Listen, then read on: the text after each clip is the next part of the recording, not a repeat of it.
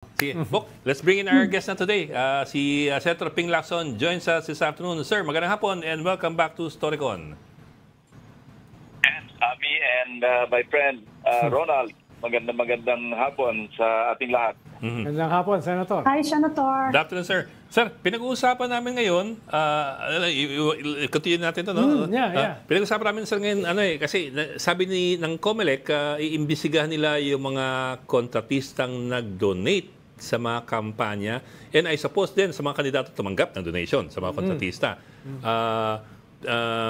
Pero we're wondering, is that feasible? Has that ever happened? Meron bang nahabulan na nahuli ng ganun? At ganun ba kadali yun? Without mentioning names, kasi nireview ko yung Omnibus Election Code patungkol dyan. Section 95. Maliwanag yung nakalagay doon na bawal tumanggap ng campaign donation o campaign contribution sa isang natural or juridical person. Yes, na may kontrata sa gobyerno. Malinaw yon, no? At ang parusa dyan, kapag hindi naman kailangan yung kandidato, merong ginawang pabor doon sa kontratista sa gobyerno. At sinasabi doon, ang parusa dito medyo mabigat. Kapag napatunayan, 1 to 6 years, walang probation. Nakulong, walang probation. Second, perpetual disqualification sa public office. Pangatlo, yung deprivation of the right to vote o yung right of suffrage. Tatlo yun. Medyo mabibigat. Matindi. So, kailangan talaga maging maingat na kung tatanggap ng donation at merong existing na contract, yung donor, yung nag-donate, medyo mahirap magpaliwanag.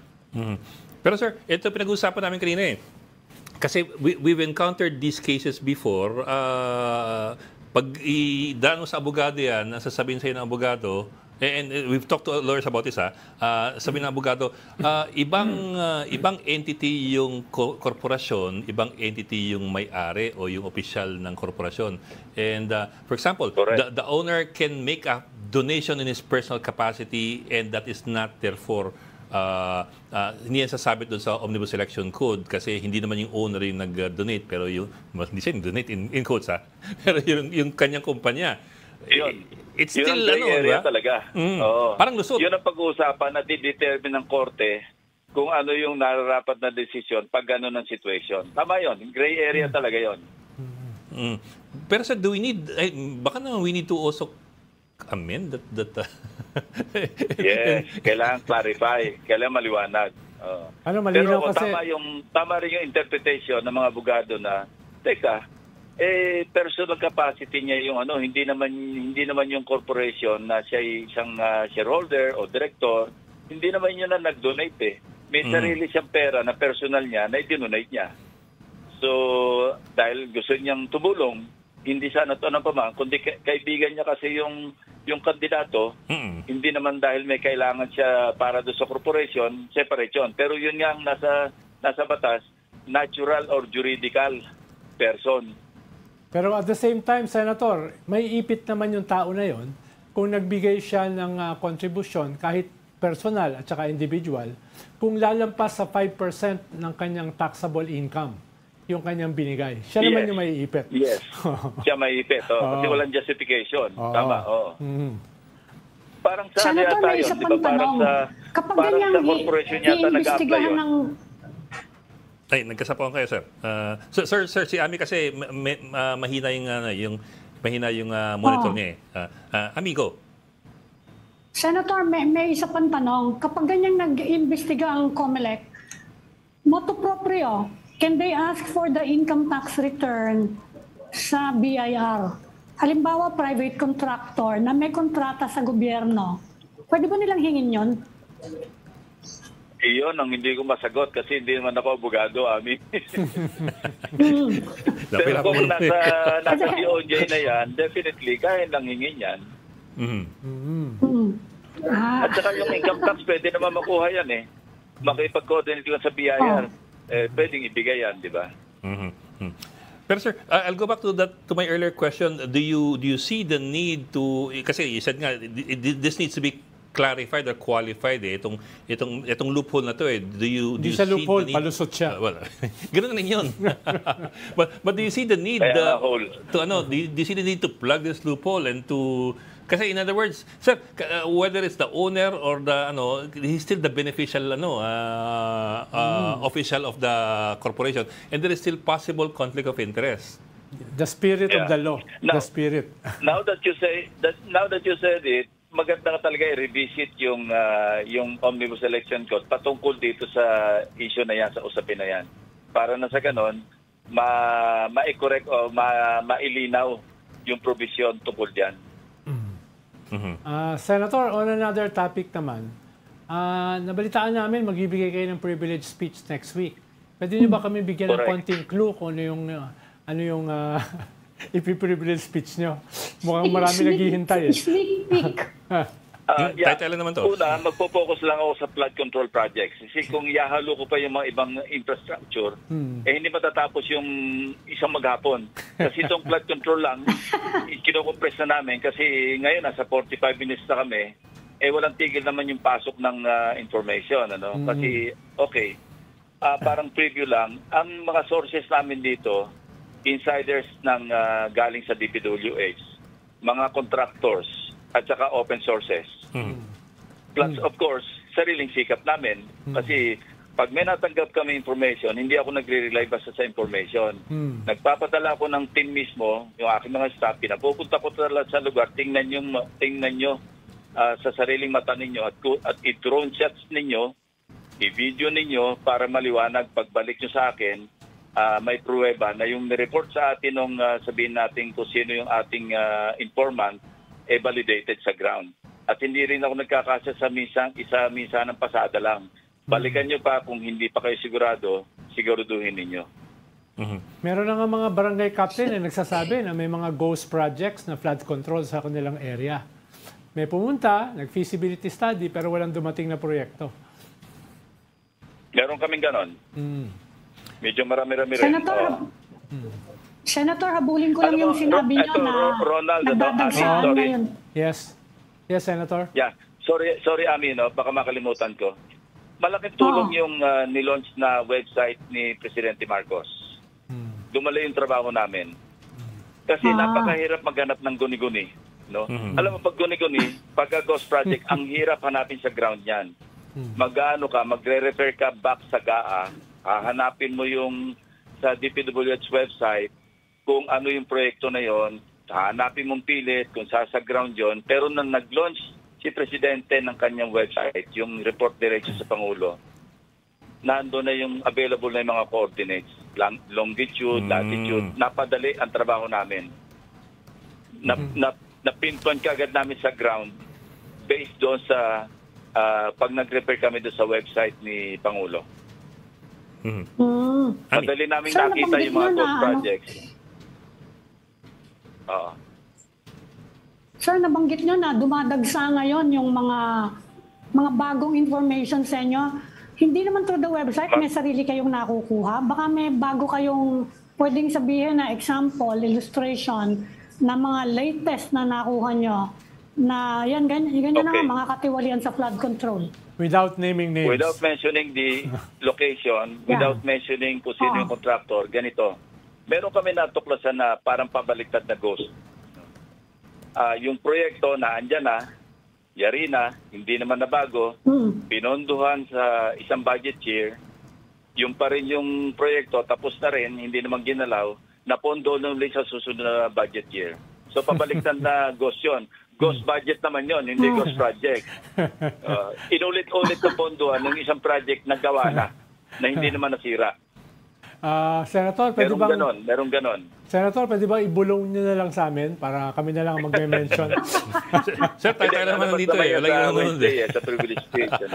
Of course, meron din yung proyekto na hanapin mo man sa mapa, hanapin mo sa ground, wala talaga. 3 beses na ponduhan. Pero kasi yung iba kasi, alam mo, masyadong ganid na. No, lumusot na yung kanyang ghost project. Pinondohan sa susunod na taon, hindi pa rin ginawa. Kasi pagka napondohan sa susunod na taon, mapagtatakpan niya na yung ghost niya. Kasi pag ginawa na yon, makakalimutan na yun eh. Total, nagawa naman eh.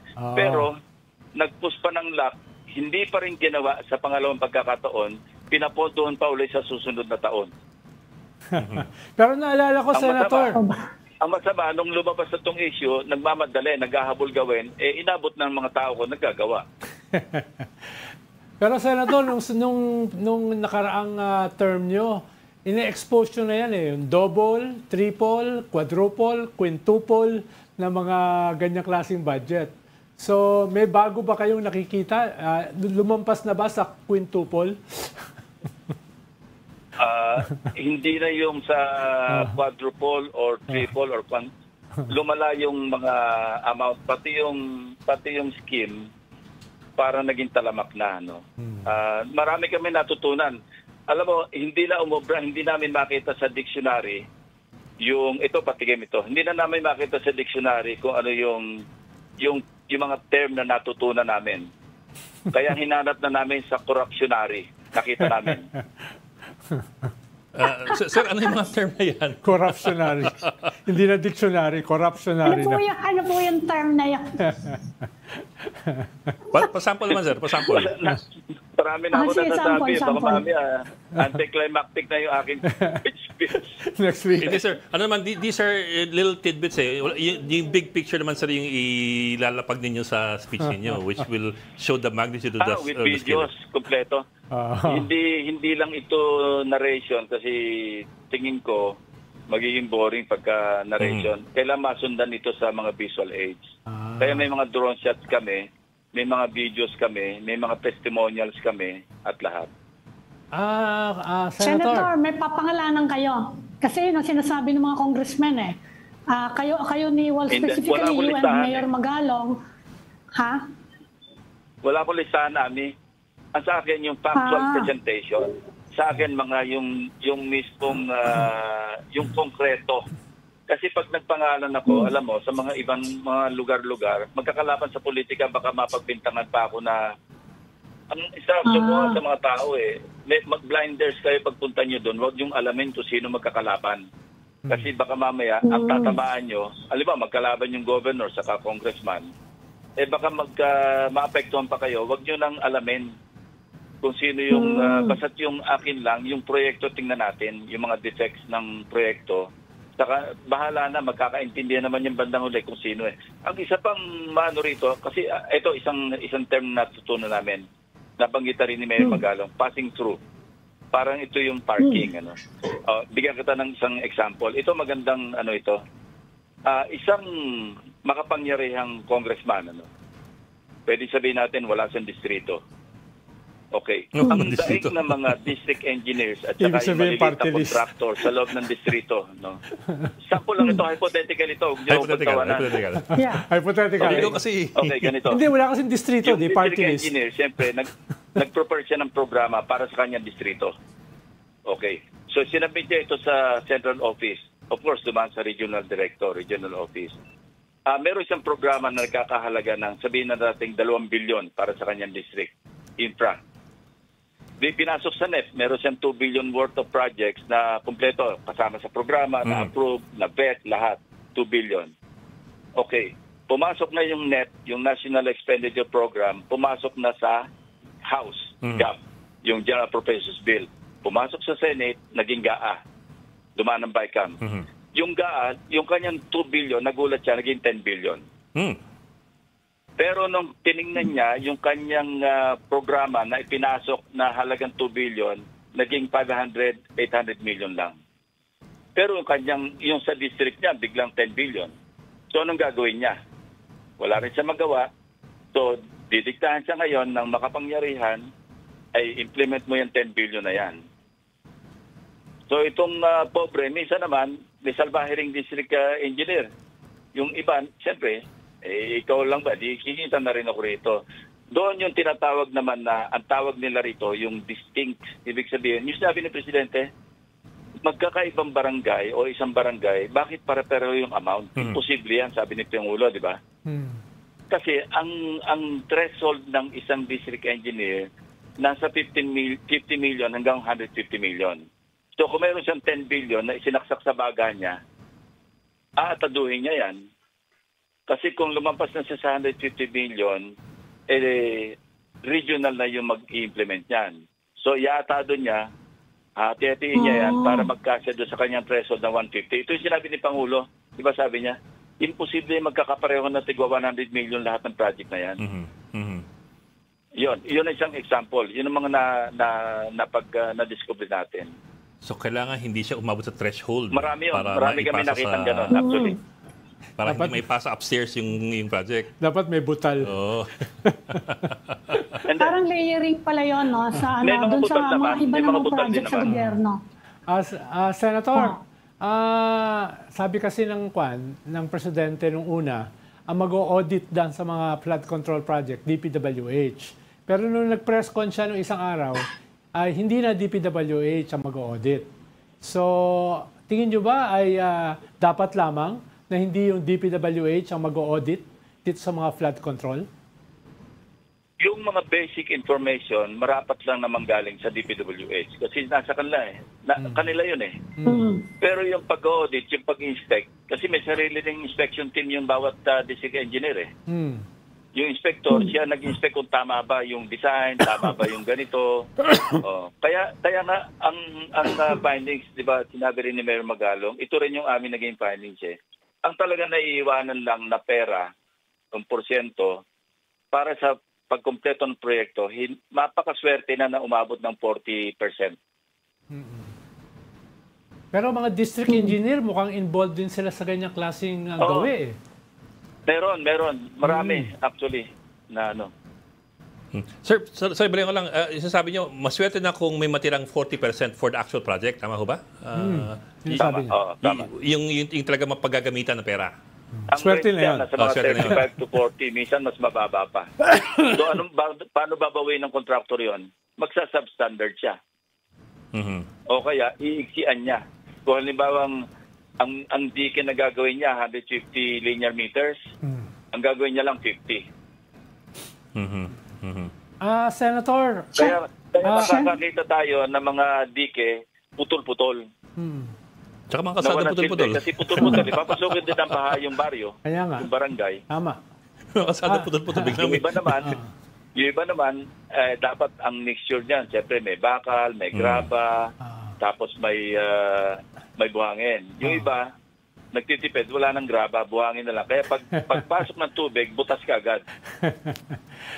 Senator, may isa pang concern Meron pa ngayon kami nakita. nire-raise ikaw. May nakita Tanungin pa kita kami dahil ano yan, Senator? Nakita nyo? Yeah, may nakita pa kami na gumawa ng dike, ginamit yung pader ng subdivision, ginawang dike. Maraming kalokohan ako, hindi, alam mo, nakakatawang hindi nakakatawa. Kaya nga. nakakainis. Senator, tanong ng iba ngayon, kasi yung mga ganyan kaya daw bang i-link yan sa mga lawmakers, saka sa mga opisyal na hindi naman daw nagpirma sa kontrata, hindi naman daw wala yung signature ni thumbprint daw, wala eh. In fact, sinasabi ng ibang mga ngayon hindi naman yan mapapatunayan dahil walang ang papel ng mga lawmakers just to earmark. Sabi nila, hindi naman daw silang implementing agency. Sa tingin nyo, pwede kaya na magkaroon ng ganong link? That will stand in court. May paraan. Actually, may mga gusto makipag-ugnayan, nangingi lang na assurance na kami ba kung magsasalita at sasabihin namin kung sino yung congressman, all the way ba ito? So maganda rin itong challenge kay Pangulo. Alam mo, sa tingin ko, sincere na yung niya kasi nasubo na siya, nainis na rin siya. Kaya nga nag-launch na siya ng sariling website Ang laking tulong nga sa amin ng website niya Kasi isipin mo, yung grid coordinates, eksakto.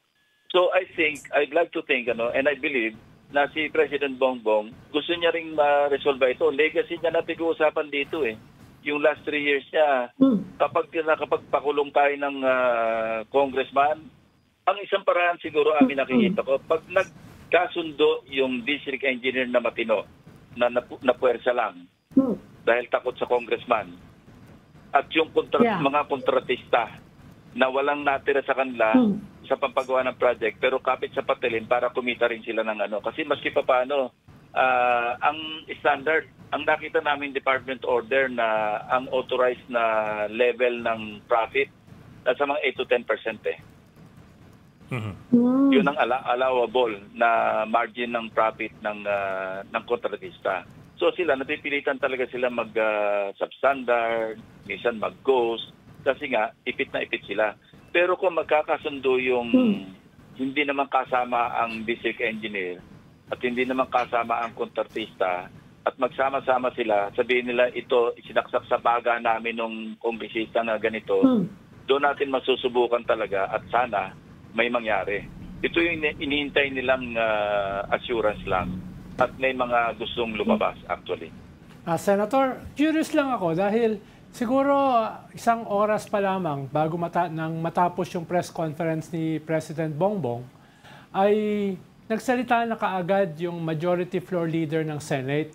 Ang sabi niya ay wala ni isang senador ang may kinalaman dito sa mga flood control projects. Parang wala naman nagtatanong, bakit bigla siyang nagpaliwanag sa presinto? Parang masyado naman yatang defensive yung ilang senador, no, sa pagsagot dun sa press con ng presidente. No? Alam mo, kasamahan ko yung sa Senate, mas maganda na wag na lang magkomento. Alam nyo rin naman yung may opinion naman kayo dyan eh. Kayo na bahala. Sir, allow me to tweak. Mas maganda pa nga yung statement ng majority leader ng House eh. Ang sabi niya, we cannot investigate ourselves. Yun ang pinaka-honest na statement. pero sir, allow me to tweak na lang Ronald sa question. Kasi si Ronald kasi atribida to eh. Naghanap ng trouble to eh. Ekler yan eh. But would it be fair to just limit the investigation to congressmen, or is there also reason to believe, without of course saying that there are corrupt senators, but is there reason to believe that there are also members of the upper chamber who may be involved? Possible. Pero kaya lang, pagka ang pinag-usapan natin, district engineer o kaya yung ADE, assistant district engineer, ang contact talaga niya yung district representative eh. Yeah. Kung meron na senador, ang participation, yung tinatawag na funder, nagsingit sa pondo, nilagay sa isang distrito, minsan nga, hindi naman ang ginagawa, binibenta na lang yun eh. Kukubra na lang ng 5. Hindi ko sasabing messenger na gano'n ha. Baka ma-misquote ako. Kasi sinasabi ko lang, nandiyan yung naglagay siya ng halimbawa 5 bilyon sa isang distrito na hindi naman niya distrito. Mapa-senador man siya o mapa-kongresista siya na hindi niya naman distrito. Yun, parang benta na lang yun eh. Siya yung funder, ika nga. Funder ang tawag nila doon. Pag funder ka, ikaw ang responsable. Kaya nga nagkakaroon tayo ng pare-parehong ang tawag doon distinct. Kasi pag sinabi natin distinct, wag yung code yan eh. Ito yung kanilang parang QR code. O hindi, code na lang. Ito yung code na akin yan. Kasi minsan, makita mo, 77 million something, 77 million something. Mga 10 hanggang 15 ganon. Code nila, nagkakaintindihan sila, wag yung pakialaman niya kay congressman, ano yan. Okay, kung kay ganito yan. Pag nakita mong 150 million, wag yung pakialaman kay kung naman yung iba. Parang ganon. Kaya yung funder, kumukubra na lang siya ng mga 5 hanggang 6%. Parang royalty niya yon. Royalty. Kaya ubos talaga yung ubos talaga yung pondo para sa proyekto kasi nga sa dami ng dadaanan. Yung iba sa sobrang siguro gusto na rin bumawi. Meron pa nga mga kontratista na dahil pagka nagkaputukan na, nagbabawi, nagpapalugi na eh. Sila na nagkukumpuni, sarili na lang, suka na nila eh.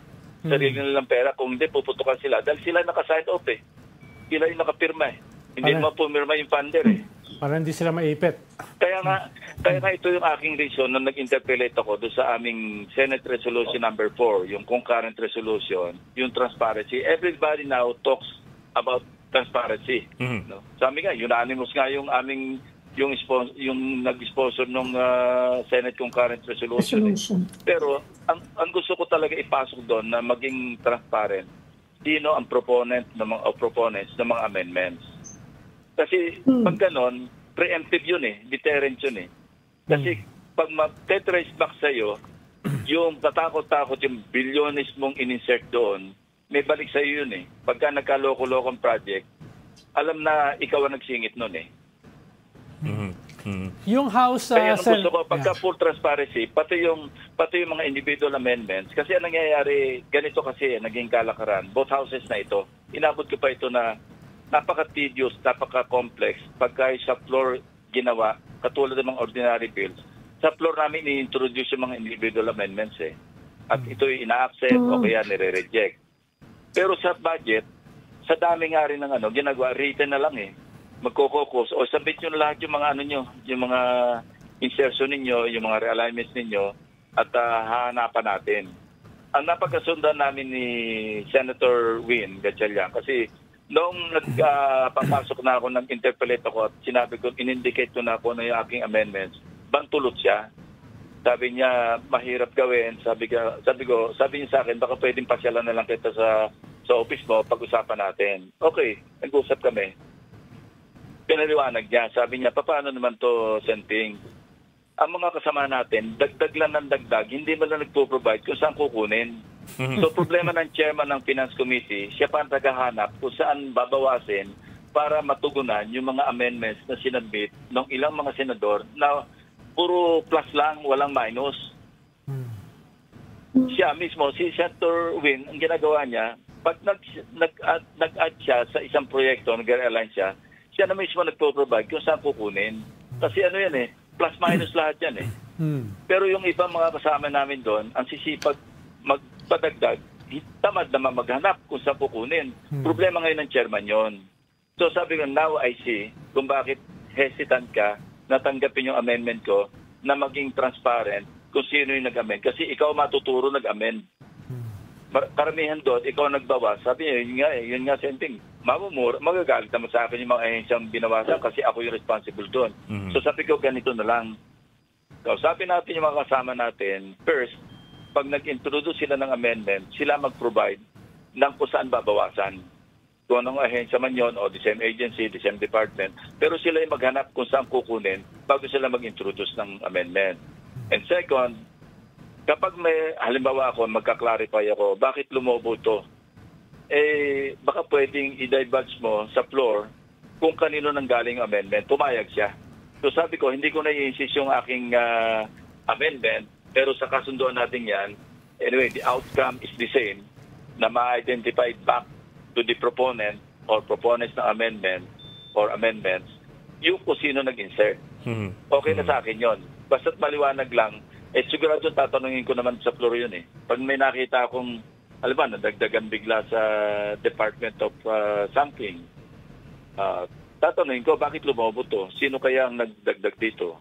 Kasi madali compare Ang ginagawa ko kasi lagi, minimatrix ko lang yung National Expenditure Program sa isang column. Meron akong House version sa isang column. Yung sa House nga, dalawa pa Kasi ang dapat yan, yung National Expenditure Program is a replica of the yung unang-unang General Appropriations Bill na i-discuss nila sa floor. Pero ang ginagawa nila, meron silang GAB 1, GAB 2. Yung GAB 2, yun yung House version na final na pinapadala sa Senate. So pag pinagtabi-tabi mo yon, makikita mo talaga diferensya. Wala naman sa National Expenditure Program, biglang nagkaroon sa House version. So alam na agad namin na sa House, nagkaroon ng insertion. Kung pareho pa rin yung NEP sa House at biglang lumobo sa Senate, alam namin sa Senate nagkaroon ng insertion. Ito nga yung di ba, yung problema ng PhilHealth. Di ba sa NEP, merong 74 billion. Biglang nung paglating sa GAA, naubos. So tinatanong ko nga si Senator JB, sabi ko, saan ba natanggal? Magkano ba natanggal sa House? Magkano natanggal sa Senate? Magkano natanggal sa BICAM? Hindi na matrace Ngayon, sinasabi ng House, hindi, sa amin walang nabawas. Ang sabi ng Senate, pagdating sa Senate, parang 43 billion na lamang yung 74 billion. Pero sinasabi ng House ngayon, hindi. Lumabas sa amin yan, 74 billion pa rin yan So turuan ng turuan, hindi mo na malaman. Pero kung matitrace back mo yon kasi nasa minutes o kaya nasa journal o kaya nasa transcript kung sino nagbawas at dinagdag kung saan, kita natin, di ba? Walang turuan. I suppose, sir, Senator, linawin ko lang yung proseso. Kasi kahapon nag-approve kayo ng resolution na live streaming Kahit i-live stream, yung palang mga amendment na sinasabi nyo, written pala yan. Hindi siya makukuha dun sa live stream. Yes. Pero bago namin i-approve ang second reading, mahuhuli sa live streaming yun. Halimbawa, nagtanong ako, written man yun, hindi makaka-capture ng live streaming. Pero pag kinlarify ko, dito sa Department of sa DPWS, may dadagdag na ganito. Bakit dadagdag na ganyan yan? Ang commitment ni Senator Gatchalian, ipapaliwanag niya at sasabihin niya kung sino nagdagdag. So yun ang naka-live stream. Identify the proponent. Oo. Yes. Kasi sir, earlier kasi there was a concern nga na kahit i-live stream mo yan, if the horse trading happens before the meetings or before the official business, di ganun din yun. So I suppose this proposal will also help resolve that concern. Na kahit if you make the proposal off the floor or during the recess, ilalabas pa rin ang pangalan mo because you made the amendment, you proposed the amendment. Oo. Kasi nag-insert ka, ready kang mabulgar sa floor bago i-approve on second reading na ikaw yung proponent ng amendment. Senator, yung House ay kumuha na ng mga NGO, civil society, political institutes na magpa-participate dun sa kanilang open budget process. Ang Senate ba, ginawa na rin yun? Paano, halimbawa, yung House ginawa na yung Code NGO, yung pinakamalaking NGO network, yung PLCPD, etc. Sa Senate ba, may gano'n na? Gagawin namin yon. Actually, meron akong final na bill. Refile na ito eh. Kasi alam mo, Ronald, Ed, saka Ami, ang legal effect ng concurrent resolution, binding lang yan doon sa both houses, sa House at saka Senate. Pagka batas, binding yan pati sa public. Ibig sabihin, yung public pwede mag-demand. Kasi yung Senate, yung concurrent resolution, hindi makapag-demand ang publiko eh. Kasi binding lang yan between the two houses eh. Pero pagkabatas, tinanong ko nga ito kay Senator Sherwin kasi ako yung nag-author, na-refer ito sa Committee on Finance, secondarily, doon sa ating committee na Electoral Reforms and People's Participation. Sabi ko, baka pwedeng mag-collaborate tayo, maipasa agad natin itong batas. Kasi nga, ang legal effect nito, binding din pati sa publiko, ang publiko pwede mag-demand kasi batas ito. Pero kung current resolution, ibig sabihin, walang karapatan ng publiko kasi hindi binding sa kanila. Binding lang ito sa atin, sa House at saka Senate. E nangako naman siya na bibigyan ng prioridad para maisabatas. Pero maganda na rin yung meron kaming concurrent resolution at maganda rin may pressure talaga na maging transparent na eh. Kasi mismong si Speaker, di ba, napaka-vocal niya na kailangan transparent. So, ganun din. Kami, unanimous nga yung lahat kami nakapirma eh. Co-sponsors kami lahat to sa resolution eh. Sir, cambio naman ako. Pwede akong kumamit ibang topic? Ano ba magagawa namin? Kami naman ibang topic, sir. Sir, siguro narinig na nagkaroon ng ibang klaseng joint session dyan sa Senado. Ibang klaseng session? Ibang joint. Narinig ko rin yun eh. Nabalitaan niyo ba yun? Ibang joint daw, Senator. Ibang joint. Naging session joint. Wala kayong nabalita ang ibang detalye. Nakikichismis lang po si Ed.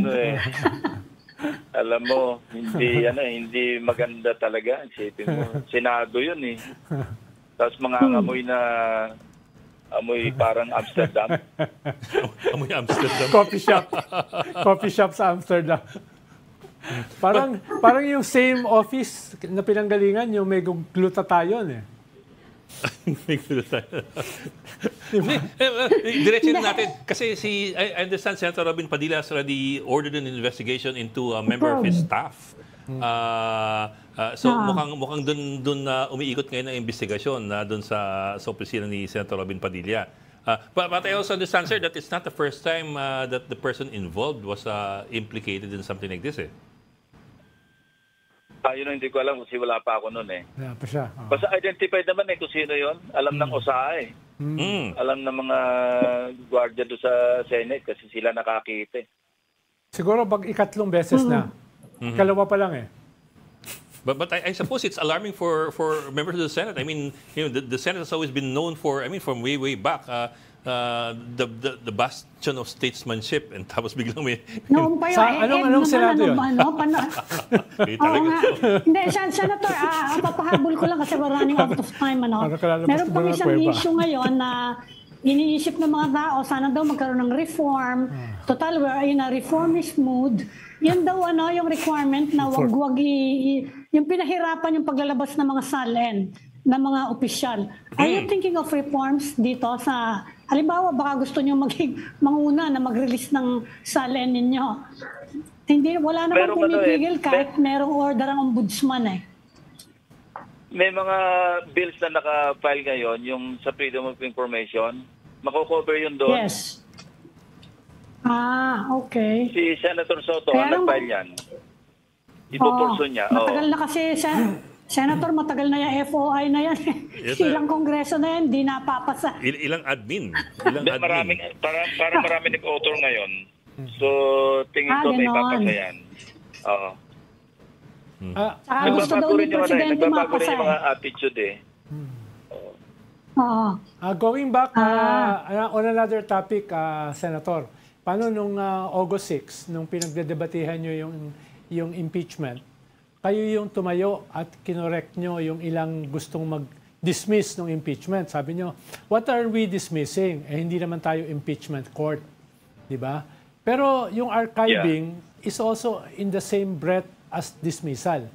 Diba? Paano? Hindi, malaki pagkakaiba. Malaki Archiving pagkakaiba. is not dismissing eh. Oo. Pagka, kung alimbawang hindi na point out na wala sa rules namin yung motion to dismiss, Oo. at wala pati yung supplementary application ng rules of court, malamang sa hindi, nanalo yung motion to dismiss. Ngayon, ang problema doon, kung halimbawang na-adapt yung, o nanalo, nasa botohan yung motion to dismiss, hindi na-check na walang ganon. Alam mo, halimbawa pang nag-reverse ang Korte Suprema sa kanilang desisyon, pwedeng sabihin ng mga senador, wala kami itatry kasi dinismiss na namin eh. Tama. Or, even before that, pwedeng i-invoke yun no mga abogado ng impeachable officer. Sabihin niya na sa Korte Suprema, wala na tayong pag-uusapan dito yung Korte Suprema kasi mutin academic eh, dinismiss na ng Senate yan eh. Yun ang malaking diferensya. Ang tanong ko, Senator, paano yung pag-archive, paano yung isa kasing proposal ay wag magbotohan?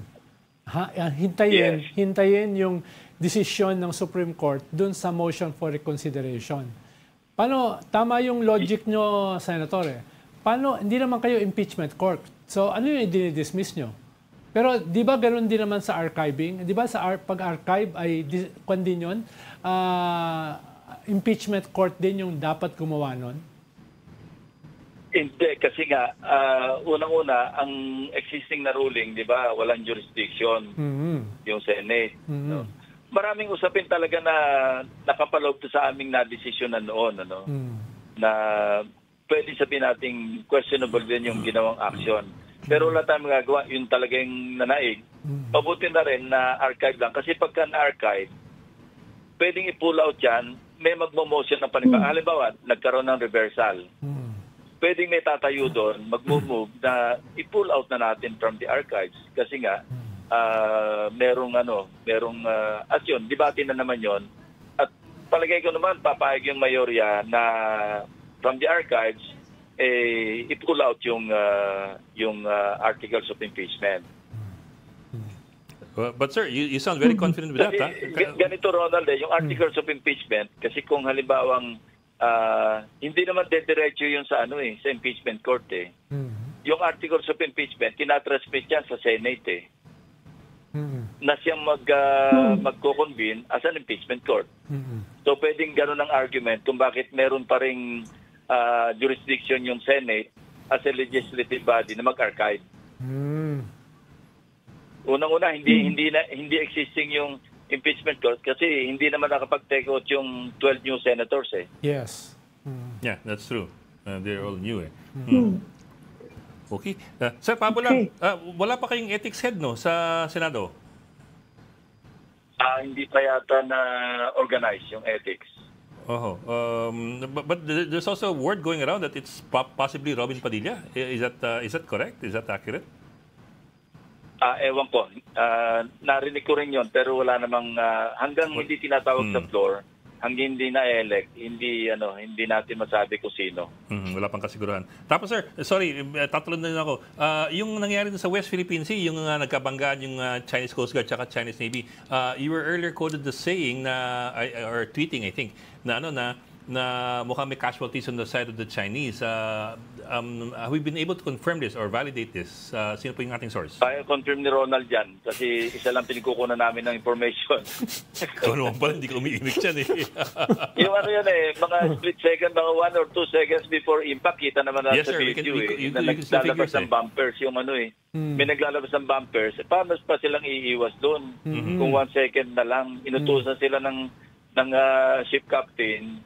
Alam mo, ang blessing, hindi natin pwede siya din blessing kasi kung may namatay talaga, Kasi ang diyan is, bago ngayon pa lang nagde-develop talaga yung Navy ng China eh.